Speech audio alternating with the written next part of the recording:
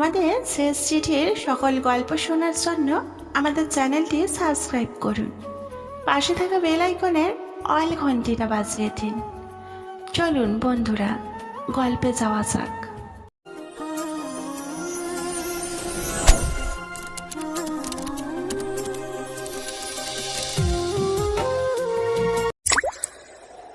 রাজ প্রতিদিনের মতো সাইকেল নিয়ে বের হলো আর মায়ের কাছে বলে গেল, মা, সন্ধ্যার পর ফিরব। এটাই তার নিয়ম। আবার ফিরে এসেও এভাবেই বলে, মা, আমি ফিরেছি। আর তারপর সোজা রুমে চলে যায়। সেদিনও রাজ বের হয়, কিন্তু গেটের সামনে দাঁড়িয়ে কিছুক্ষণ চিন্তা করতে থাকে কোথায় যাবে। ঠিক তখনই পেছন থেকে একটা সাইকেল এসে তার সাইকেলে ধাক্কা দেয়। রাজ সাইকেল সহ রাস্তায় পড়ে যায়। পেছনে তাকাতেই দেখে একটি মেয়ে ভীতু চোখে তাকিয়ে আছে। মেয়েটি মনে মনে বলছে, আমি ইচ্ছে করে করিনি। রাজ রাগে ফেটে পড়ে। এই যে মিস কানি, আপনি কি সামনে কিছু দেখতে পান না? মেয়েটি চশমা ঠিক করে উত্তর দেয়, আমি কানি নই, আর আড়ালে থাকলে কি করে দেখব? রাজ বিরক্ত হয়ে বলে, মেয়েদের আমি ভালো করেই চিনি। ভেংচি মারার কি দরকার? মুখ কি শুধু আপনারই আছে? মেয়েটি চুপ করে থাকে, কিন্তু মনে মনে প্রতিজ্ঞা করে, এই ছেলেকে আমি সহজে ছাড়বো না। যেখানে পাবো সেখানেই শাস্তি দেব। এই মেয়ে সাথী। সাথী সম্প্রতি তাদের নতুন প্রতিবেশী হয়েছে। রাজ ও সাথী কেউই জানে না যে তারা একই বাড়িতে থাকে। রাজ শান্ত ও ভদ্র ছেলে হলেও খুব রাগী।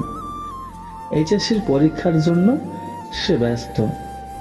অন্যদিকে সাথী সদ্য এসএসসি পরীক্ষা দিয়েছে।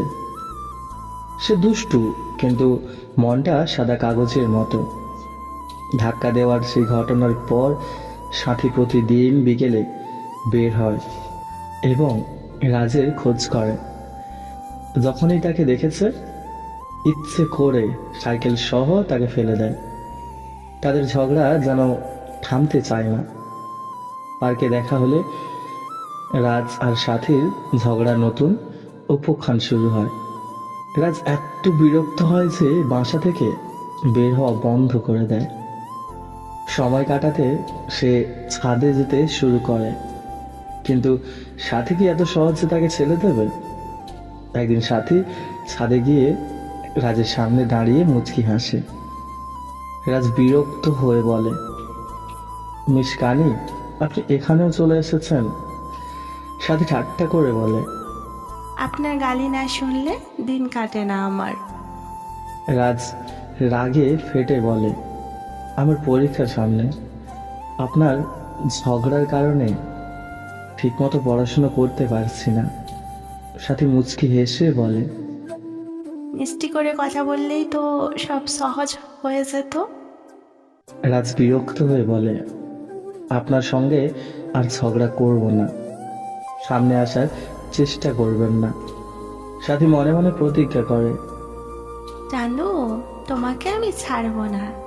একদিন তোমার মনের কথা বের করবই। সাথীর দুষ্টামি আর ভালোবাসা মিলে তার মনে এমন জায়গা তৈরি করেছে, রাজের ঘুমের মধ্যেও সাথীর মুখ ভেসে ওঠে। একদিন সাথী ইচ্ছে করেই রাজের সাইকেলে ধাক্কা দেয়, কিন্তু এবার রাজ পড়ে গিয়ে হাতে গুরুতর ব্যথা পায়। ডাক্তার জানায় তার হাত ভেঙে গেছে। সাথী রাতে জানে তার ধাক্কায় রাজের হাত ভেঙেছে। সে নিজের বালিশ ভিজিয়ে কাঁদে নিজের কৃতকর্মের জন্য। অনুশোচনায় ভেঙে পড়ে। কিছুদিন পর রাজের পরীক্ষা শেষ হয়।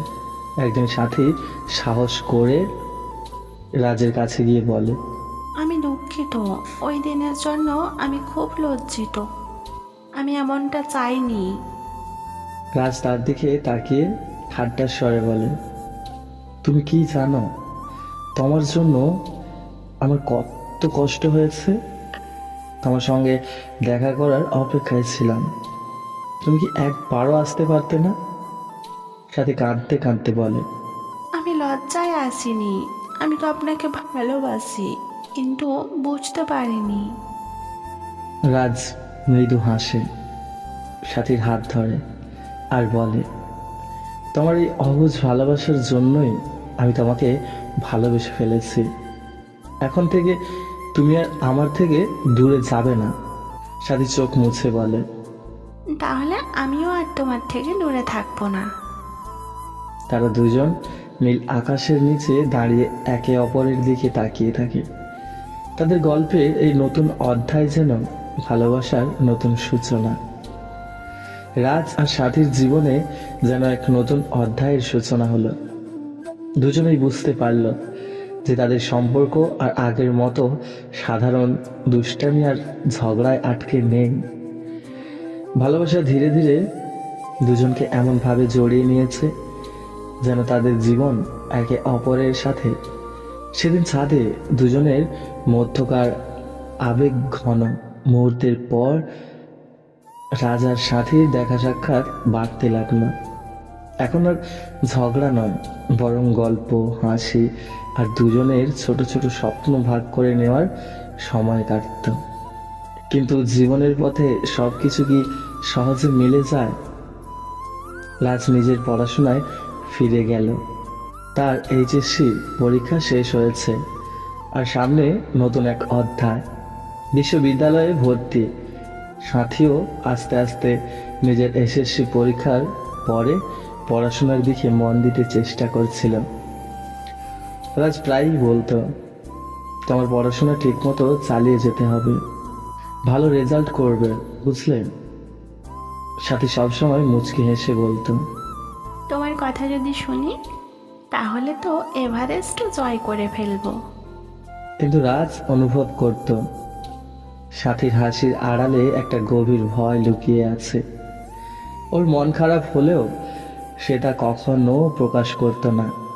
এক সন্ধ্যায় রাজ বাড়ি ফিরে দেখল সাথী বারান্দায় দাঁড়িয়ে আছে। রাজ তাকে দেখে মুচকি হেসে বলল, কি ব্যাপার, এত চুপচাপ কেন? তুমি তো আজ ঝগড়া করবে বলে এসেছিলে।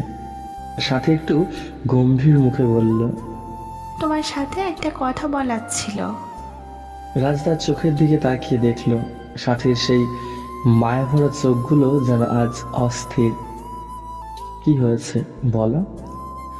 সাথী ধীরে ধীরে বলল, বাবা নতুন ট্রান্সফারে গেছেন, কিছুদিনের মধ্যে আমাদের অন্য শহরে চলে যেতে হবে। রাজের মনে হলো আকাশ যেন তার মাথার উপর ভেঙে পড়ল। সে কিছুক্ষণ নীরব রইল, তারপর নিজেকে সামলে নিয়ে বলল, তুমি তো জানো আমরা কেউ কাউকে হারাতে চাই না, দূরত্ব তো ভালোবাসাকে কমাতে পারে না। সাথীর চোখের জল আটকানোর চেষ্টা করলো, কিন্তু পারল না। সে বলল, রাজ, আমি জানি, কিন্তু তোমার আর আমার জীবনের অনেক দায়িত্ব। আমরা কিভাবে? কিছুই বদলাবে না, তুমি তোমার জীবনে এগিয়ে যাবে, আমিও আমার। আমাদের ভালোবাসা আমাদের শক্তি দেবে। সময় যত কঠিনই হোক, আমরা একে অপরের অপেক্ষায় থাকব। সাথীদের চলে যাওয়ার দিন ঘনিয়ে এলো। সেদিন সাথী আর রাজ দেখা করলো পার্কে। দুজনেই জানতো আজকের এই বিদায় সহজ হবে না, কিন্তু কোনো অভিযোগ ছাড়াই তারা একে অপরের সাহস দেওয়ার চেষ্টা করল। রাজ সাথীর হাতে একটা ছোট্ট খাম দিল, বলল, যখন মন খুব খারাপ করবে তখন এটা খুলে দেখো। সাথী খামটা হাতে নিয়ে বলল, এখনই খুলবো না। রাজ মাথা নাড়িয়ে বলল, না, এটা তখন খুলবে যখন খুব বেশি মন খারাপ করবে। বিদায়ের সময় রাজ সাথীকে বলল, তুমি যেখানেই থাকো আমাকে ভুলবে না সাথী। তোমার স্বপ্নগুলো কখনো থামিয়ে দিও না। সাথী কান্না মিশ্রিত কণ্ঠে বলল, তোমার মতো মানুষকে ভুলে থাকা কিভাবে সম্ভব? আমি তোমার জন্য অপেক্ষা করব রাজ, যতদিন প্রয়োজন। সাথীদের চলে যাওয়ার পর রাজ নিজের পড়াশোনায় মন দিল। সে বিশ্ববিদ্যালয়ে ভর্তি হলো। নিজের জীবনের লক্ষ্য পূরণের জন্য কঠোর পরিশ্রম করতে লাগলো। কিন্তু তার প্রতিদিনের রুটিনের একটা অংশ ছিল সাথীর দেওয়া ছোট উপহারগুলো দেখা। তাদের ছোট ছোট স্মৃতিগুলো তাকে বেঁচে থাকার শক্তি দিত। অন্যদিকে সাথীও নতুন শহরে মানিয়ে নেওয়ার চেষ্টা করছিল। মাঝে মাঝে সে রাজের দেওয়া খামটা খুলে দেখত। সেখানে ছিল রাজের হাতের লেখা কয়েকটা লাইন। দূরত্ব মানে তুমি হারিয়ে যাবে না। দূরত্ব মানে আমি তোমাকে আরো বেশি ভালোবাসবো। আর একদিন আমি তোমার সামনে দাঁড়িয়ে বলবো, সব স্বপ্ন পূরণ করেছি, এবার শুধু তোমাকে নিয়ে বাকি জীবনটুকু কাটাবো। এই লাইনগুলো প্রতিবারই সাথীর মন ভালো করে দিত। সে নিজেও পড়াশোনায় মন দিল। রাজের স্বপ্ন পূরণের নিজের জায়গা থেকে সমর্থন করার জন্য। কয়েক বছর পর রাজের বিশ্ববিদ্যালয়ের শেষ বছর। সে এখন একজন প্রতিভাবান ছাত্র। সবাই তাকে চিনে। সাথীও তার কলেজে শেষ করে অনার্সে ভর্তি হয়েছে। একদিন রাজ সাথীর ঠিকানায় চিঠি পাঠালো। সেখানে শুধু কয়েকটা শব্দ ছিল, তোমার অপেক্ষায় আছি সাথী, তুমি কি প্রস্তুত? চিঠিটা পেয়ে সাথী মুচকি হেসে বলল, প্রস্তুত তো অনেক আগেই ছিলাম রাজ, এবার দেখা করার পালা। তাদের গল্পের পরবর্তী অধ্যায় কিভাবে শুরু হবে তা হয়তো সময়ই বলে দেবে। তবে এটুকু নিশ্চিত, তাদের ভালোবাসা ছিল এমন এক সুর যা সময়, দূরত্ব আর যে কোনো বাধা পেরিয়ে অটুট ছিল।